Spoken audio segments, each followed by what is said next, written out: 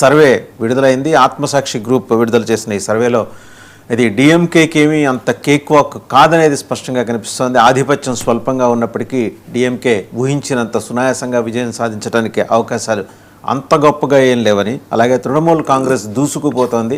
BJP ప్రభావం 100 స్థానాలకి మాత్రమే పరిమితం కాబోతోంది.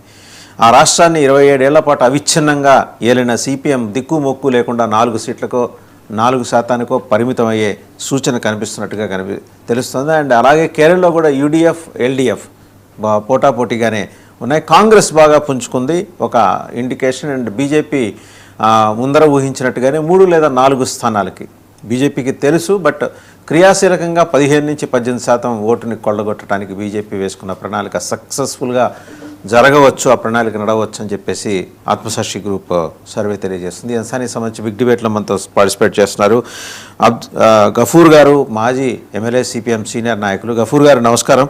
అలాగే డాక్టర్ రియాజ్ గారు, చైర్మన్ తెలంగాణ గ్రంథాలయ సంస్థ, తెలంగాణ కాంగ్రెస్ అధికార ప్రతినిధి, వారికి కూడా నమస్తే. పెద్దిరెడ్డి రవికిరణ్ గారు, బీజేపీ అధికార ప్రతినిధి, అండ్ రామ్నాథ్ గారు, పొలిటికల్ అనలిస్ట్. నమస్తే రామ్నాథ్ గారు. టు స్టార్ట్ విత్ గఫూర్ గారు, చూస్తున్నారు కదా సర్వే ఇండికేషన్స్. తమిళనాడులో ముందర తమిళనాడుతో స్టార్ట్ చేస్తే డిఎంకేకి కేక్ వాక్ అనుకున్న చోట అది అంత సునాయాసమైన విజయం ఏం కాదు. 8,000 రూపాయలు ఇస్తాం, మా ఎమ్మెల్యేల దగ్గరికి వెళ్ళండి, టోకెన్లు తీసుకోండి అని బంపర్ ఆఫర్ ఇచ్చినా సరే అక్కడ ఇవేవి ఇది మార్చి 27 నాటికి.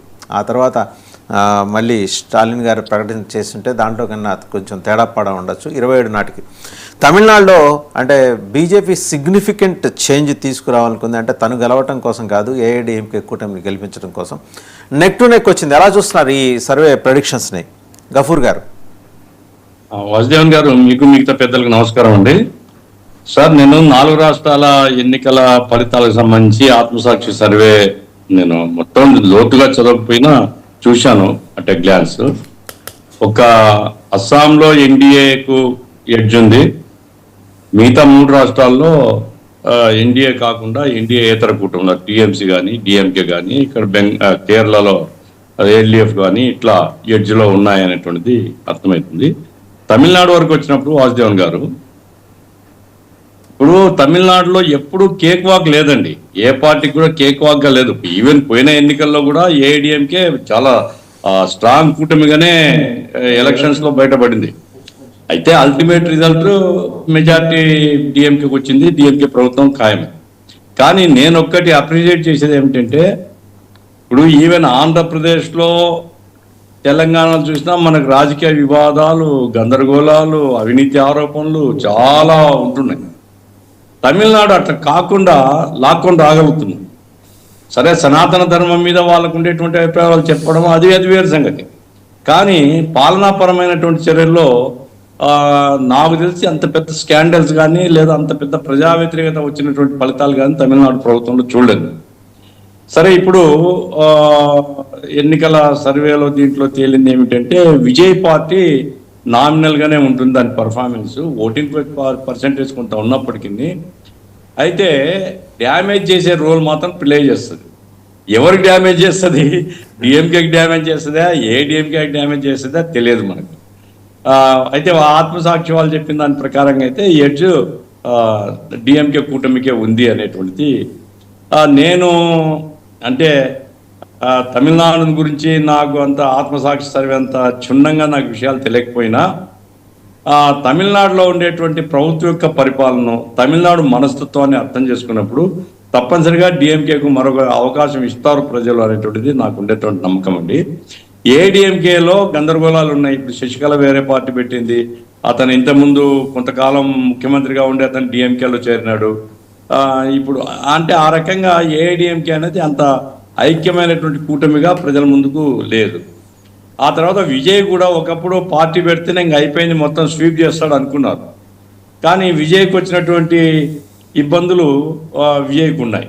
ఆయన కుటుంబ తగాదాలు కావచ్చు, బయట ఉండేటువంటి ఆరోపణలు కావచ్చు, లాస్ట్కి వచ్చే పార్టీ టికెట్లు తీసుకోవడానికి కూడా జనం ముందుకు రాలేదనేటువంటి వార్త చూశాను నేను పత్రికలో. కాబట్టి విజయ్ రోల్ అనేటువంటిది ఆంధ్రాలో ఇంతకుముందు పవన్ కళ్యాణ్ రోల్ లాగానే, 19లో పవన్ కళ్యాణ్ రోల్ లాగానే కనపడుతుంది. ఎందుకంటే అప్పుడు పవన్ కళ్యాణ్ వస్తాడని 19లో అనుకున్నాం. మేము కూడా ఆయన అంటూ ఉన్నాం, కానీ జనం ఎక్కడ ఓట్లు వేయలేదు, ఆయన కూడా గెలవలేదు. ఆ రీత్యా ఏంటంటే విజయ్ పరిస్థితి కూడా ఆ రకంగా ఉంటుందేమో. సినిమా గ్లామర్ మాత్రమే కాదు, ప్రజలు రాజకీయాలు చూస్తారు, పరిపాలన అనుభవం చూస్తారు, చేసిన వాగ్దానాలు చూస్తారు, చేసేటువంటి ఆ వాగ్దానం అమలు చేసే విశ్వసనీయత ఉందా లేదా చూస్తారు. వీటన్ని దృష్ట్యా చూసినప్పుడు బీజేపీ ఏదో పెద్దగా పాత్ర ఉంటుంది ఎన్నికల్లో అనుకున్నాం, కానీ ఆయన ఉండేటువంటి ఐపీఎస్ రిటైర్డ్ అన్నామలై ఎవరో అతను కూడా ఈ మధ్య ఇన్యాక్టివ్ అయిపోయినాడు, అధ్యక్షుడిని మార్చారు వాళ్ళు. కాబట్టి బీజేపీ రోల్ కూడా చాలా పరిమితంగా ఉంటుంది, విజయ్ రోల్ చాలా పరిమితంగా ఉంటుంది. ప్రధానమైనటువంటి పోటీ డిఎంకే కూటమి, అన్నా డిఎంకే కూటమి మధ్యనే ఉండబోతుంది. అన్నా డిఎంకే కంటే డిఎంకేకి ఎడ్జ్ ఉండొచ్చు అనేటువంటిది ఆత్మసాక్షి సర్వే ఏదైతే చెప్పిందో అది కరెక్ట్ గానే ఉంది అనేసి నేను కూడా అనుకుంటున్నాను. రాబోయే కాలం చూడాలి. రైట్, ఒకసారి కేరళలో ఎన్డీఎఫ్ కు మెజారిటీ రావచ్చు అనేటువంటిది మా అంచనా కూడా. ఇప్పుడు ఆత్మసాక్షి సర్వేలో అదే ఉంది. తమిళనాడు, మన బెంగాల్లో టీఎంసీ ఎప్పుడైతే ఆ ఫైటింగ్ స్పిరిట్ ఉందో అది అవసరం అండి. ఈరోజు ఆమె కింది ఈవెన్ గ్రౌండ్ బ్యాటిల్ సిద్ధపడుతుంది. కాబట్టి టీఎంసీని కాదని వచ్చే వాతావరణం అయితే లేదు. టీఎంసీకే అక్కడ విజయ అవకాశం ఉంది అనుకుంటున్నాను.